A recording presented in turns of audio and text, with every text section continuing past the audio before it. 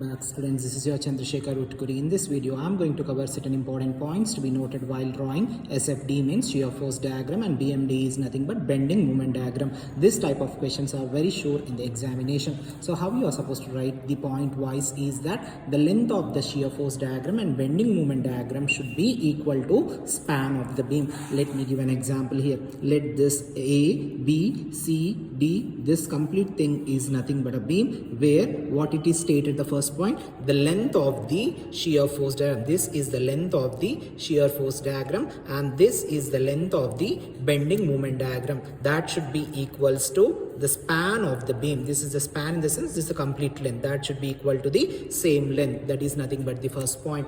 Later, what is the next? Shear force diagram is drawn below the loaded beam. Once the length is drawn, later what you are supposed to do? You need to plot below the loaded beam. This is the beam which is loaded with some supports and reactions, isn't it? So below this we are supposed to work out the shear force diagram first. The next after that is bending moment diagram is drawn below the shear force diagram. After drawing the shear force diagram only, we are supposed to draw the bending moment diagram, dear students. While working out the problem, you could able to understand very clear.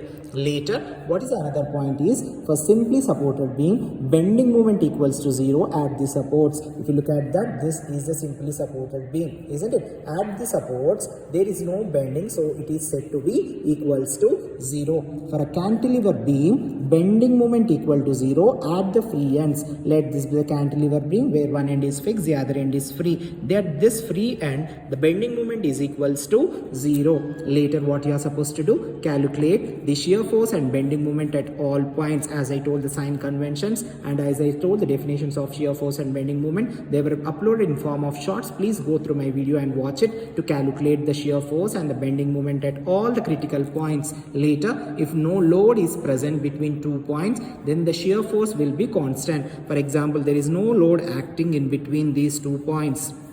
Then the shear force is what, dear students, here? Constant. Here is a load and here is another load, but there is no load in between these 2 points, hence the shear force is said to be equals to constant. What are the step-by-step points, dear students? The length of the shear force diagram and the length of the bending moment diagram should be equals to the length of the span of the given beam. The second point is that shear force diagram to be drawn below the loaded beam. We are supposed to draw the loaded given beam first. Later, under that we are supposed to draw first the shear force diagram. After drawing the shear force diagram, we are supposed to draw the bending moment diagram. And later we have also studied that for a simply supported beam, the bending moment is 0 at this point. For a cantilever beam, the bending moment is 0 at this point. And you are supposed to calculate the shear force and bending moment at all the points, as well as there is no load in between these 2 points. It is said to be that shear force is constant.